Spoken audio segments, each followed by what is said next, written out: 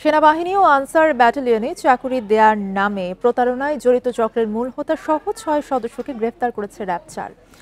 Bundle থাকলে প্রতি সেনমানিতে টাকা বাঁচবে। বিকাশ সেনমানি বান্ডেল কিনে জিতুন প্রতি লেনদেনে। সকালে রাজধানী মিরপুরে র্যাব-৪ কার্যালয়ে এই তথ্য জানান বাহিনীটির কোম্পানি কমান্ডার।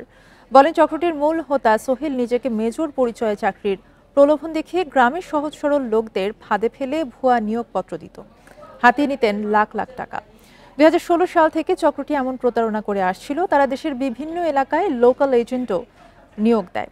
এজেন্টরা বিভিন্ন বাহিনীর মাঠ পরীক্ষাতে বাদ যাওয়াদের টার্গেট করে এমন প্রতারণা করছিল বলে জানায় র্যাব।